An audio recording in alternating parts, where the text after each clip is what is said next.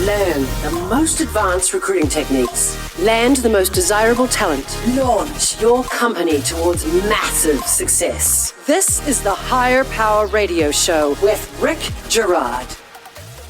But we have unlimited time off. Why would anyone not want to join our company with such a progressive time off schedule? Asked Sanjeev, the founder and CEO of a company that I talked to a few weeks ago. I replied quickly, 2 reasons. One, PTO is a perk, not a reason for joining the company. People will join and stay at your company when they believe in your vision and the experience professional growth. And 2, your company is a startup. No one's going to believe that with your aggressive production cycles that they can take off at a whim and take advantage of this policy whenever they want. I'm Rick Girard, and welcome to the Higher Power Radio Show. We help entrepreneurs and hiring managers win the right hire. We share insights from top-performing rebel entrepreneurs, disruptors, and industry experts like our guest today. We have 2 guests. We have Addam Gordon and Ulises Orozco. They're the co-founders of PTO Genius. With over 30 years of HR tech experience and a focus on employee benefits and leave management, Addam and Ulises are serial entrepreneurs who founded PTO Genius to help companies increase job satisfaction, attract and retain top talent, and lower payroll liability by reimagining what employees can do with time paid off, which is what makes Addam and Ulises the perfect guest for today's topic. Welcome to the Higher Power Radio Show, guys. Thanks for having us. Appreciate it. It's a pleasure to have you. Today, we're going to be discussing the pros and cons of paid time off structures. And we're going to talk about how to implement the right structure for your unique company. Sound like a plan, guys? Let's do it. Sounds great. I'm going to start out by saying something that you guys are probably going to disagree with, which is paid time off is not a reason why people join your organization. I think it's a icing on the cake kind of scenario, but it's not really what keeps people there. But it is a very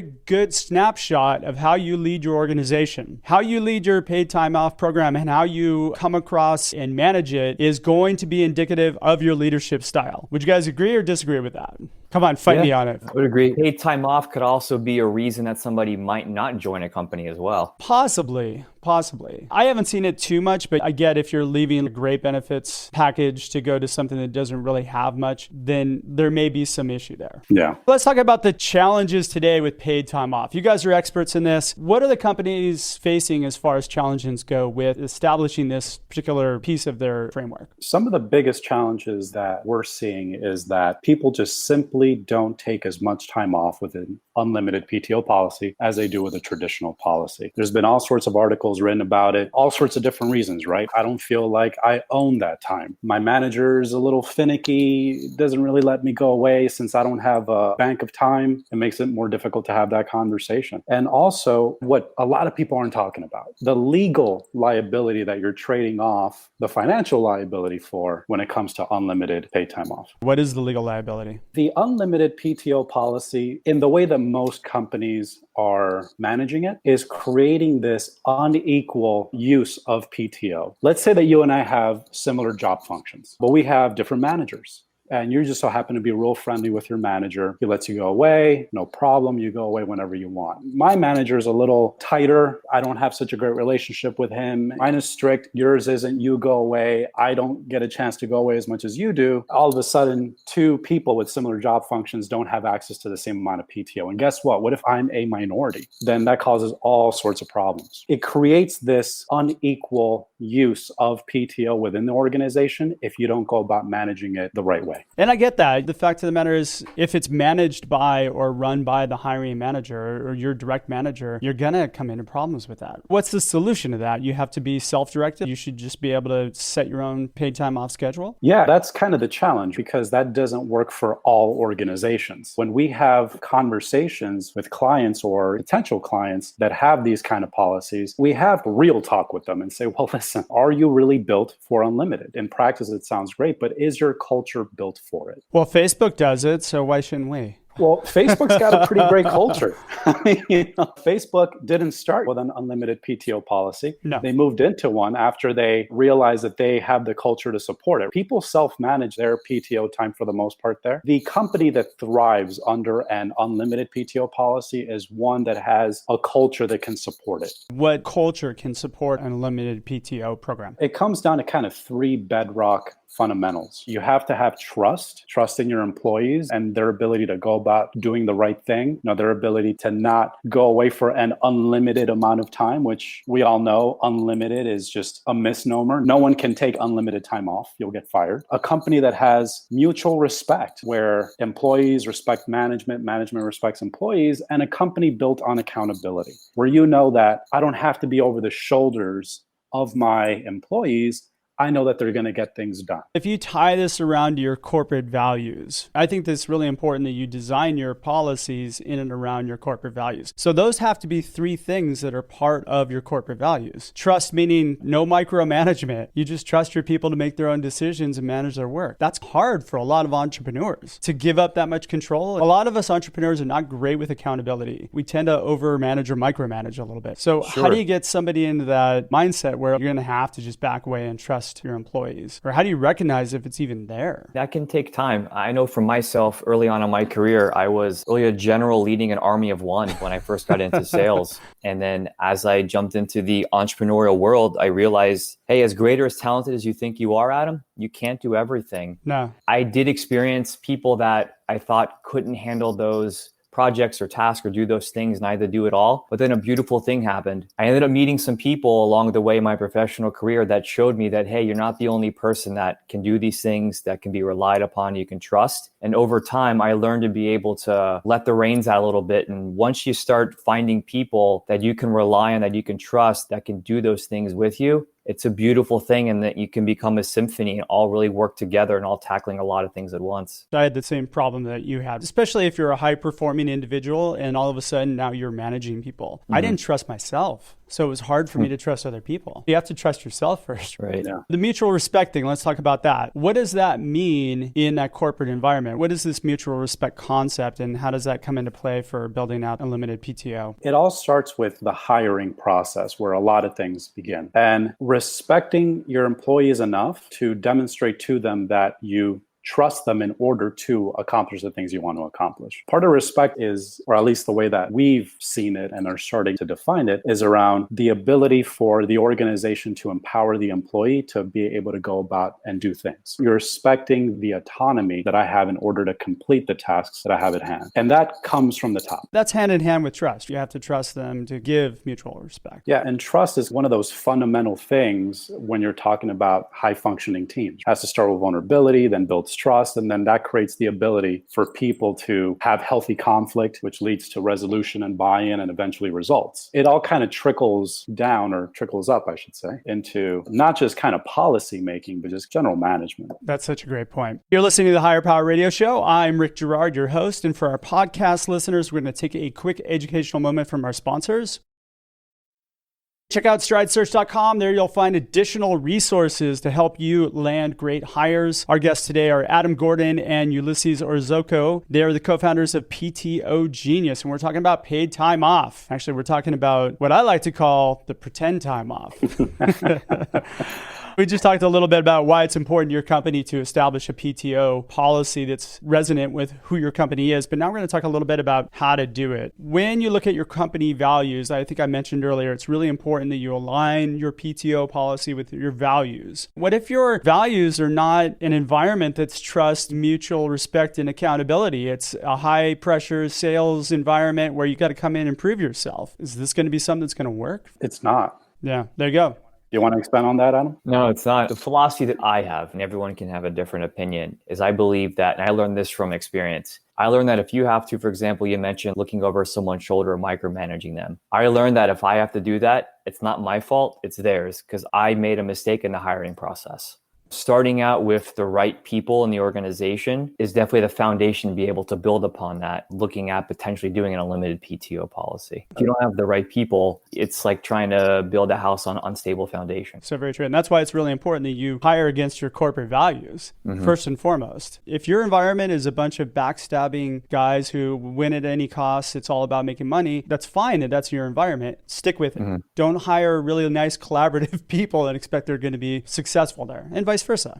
The truth is that, again, if you don't have the right culture, the unlimited policy just isn't for you, and that should be okay. If it's a high pressure sales environment, then people probably won't even take time off in an unlimited policy. So what's the benefit of that employee benefit? Zero. I would think that those people tend to be a lot more transactional too. So a traditional paid time off policy, knowing that if I leave, I get paid out on that, that's going to be a lot more alluring. It's going to keep them there longer than a paid time off policy. Now, we didn't mention this, but when you said the liability side, the downside to an unlimited policy is that at the end of the process, if I end my contract with your company, what do I have to do as the company? Do I have to pay them out? Traditional, you do have to pay them for their time they accrued. That's one of the pros of that sort of a policy. You're not accruing this PTO liability across time, which is why it tends to be real good for smaller businesses or businesses that just don't want to deal with the hassle. The argument is that if you don't have the proper foundation to properly manage that sort of a policy, you're kind of trading off the financial liability for potential legal liability. And if your company's small, you may not be able to absorb a lawsuit or some sort of a legal claim. No, you don't want that at all. You mentioned foundation. Let's delve into that. So what is the foundation that I need as a company in order for me to thrive in? Let's start with the unlimited PTO. What do I need foundationally? You really have to ask yourself,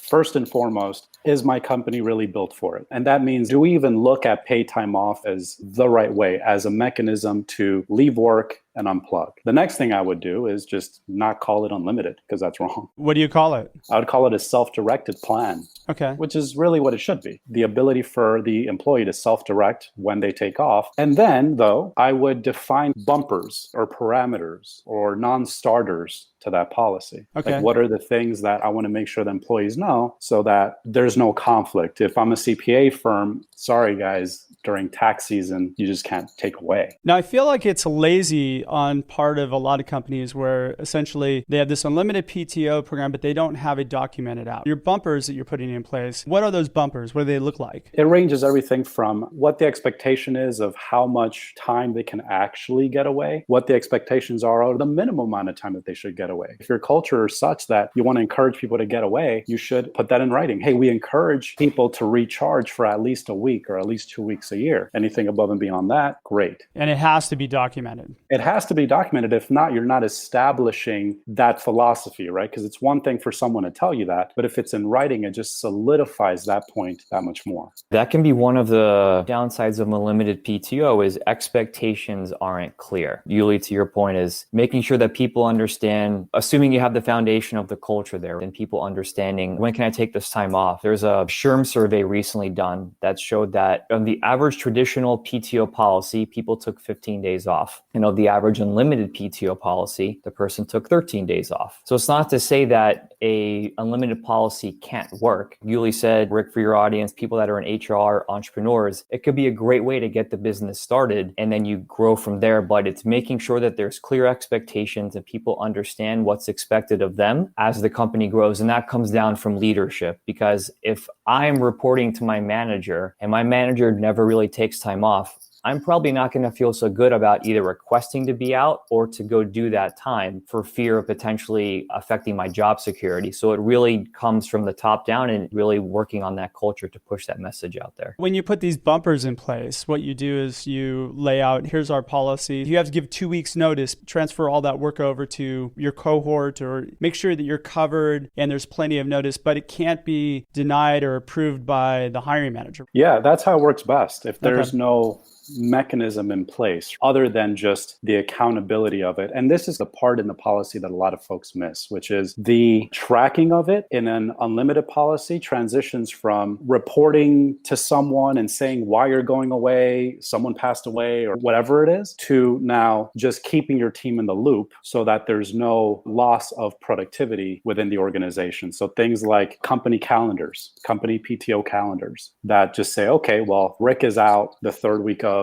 November. And then put policy in place that says, okay, make sure that you can transition that work off so that you don't lose any customers. Exactly. Hugely important. And then the other part of that is, not to digress, is when someone is going to be out, making sure that the procedures are also set up to make sure that before they go out, everything is handed off or forwarded. And then when they come back, they're in an environment where they can step in back into the cockpit of work and succeed. You don't want to take some beautiful vacation to Hawaii, come back a week later, and You've got welcome to work. You have 487 emails to pour through, catching up on projects. You can have a culture set up to where people can truly take those things away from you, handle them while you're gone, come back to a zero inbox environment. People give you the status updates of where they're at. Projects pass the baton to you and you're in there ready to go. You've now elongated the effects of your time off, and that's now going to contribute to your productivity and your happiness and to the culture in the organization. That's a great point. If I need to build a PTO policy for my organization, walk me through how I do it. Now, honestly, it doesn't take very much time to sit down and think this stuff out and document it. How much time does it take to do this from your experience? Maybe 30 minutes, an hour at most. So there's no reason as an entrepreneur you shouldn't be doing it, period? No. Not at all? No reason. And basically, the anatomy is don't call it unlimited because it sets a precedent. You don't want to set the wrong precedent. Call it self-directed or call it something else that implies that people have the autonomy and the trust from the organization to be able to manage their own time. Second thing, put it on paper. This is where you define those non-starters, those bumpers, those parameters that you want to make sure that the employee follows. Do you want to limit this self-directed time off? What happens if you get somebody who comes in and goes on leave for 2 months and is expecting to be paid? That ties into the whole calling it unlimited. If someone leaves for 2 months, you're going to get fired. I'm sorry. There is no such thing as unlimited. But then again, there's that legal liability because you called it unlimited. There's an argument there to where you can get sued. Exactly.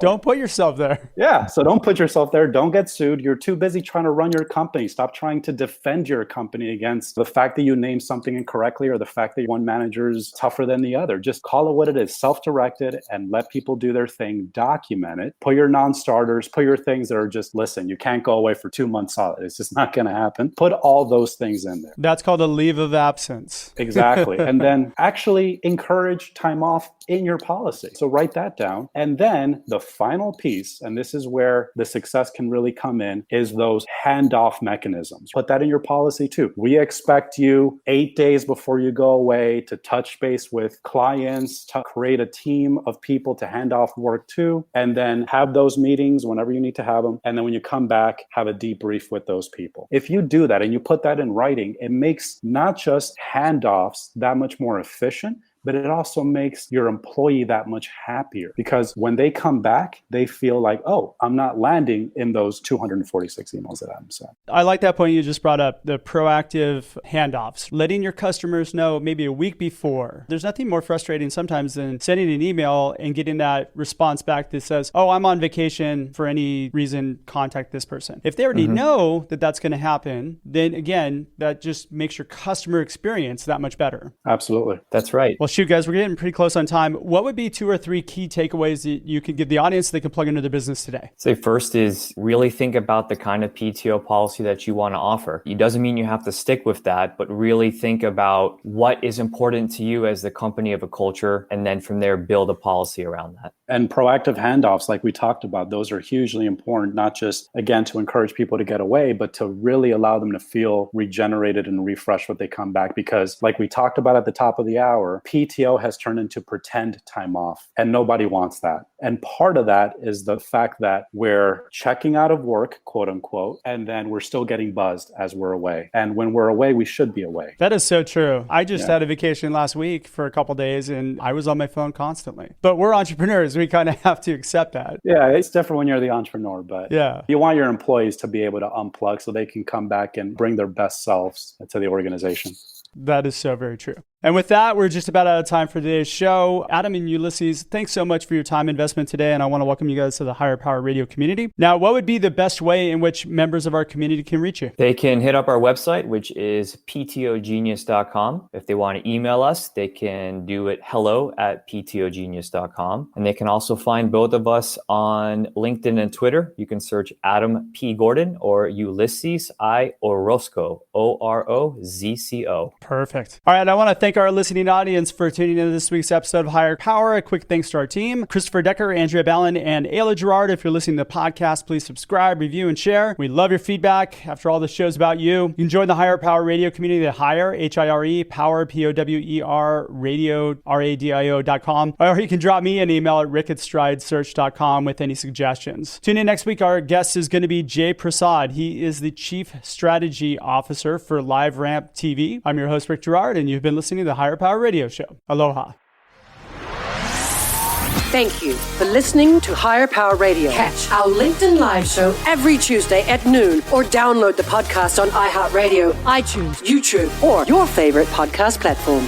We appreciate you joining us on Higher Power Radio with your guide to recruitment success, Rick Turner.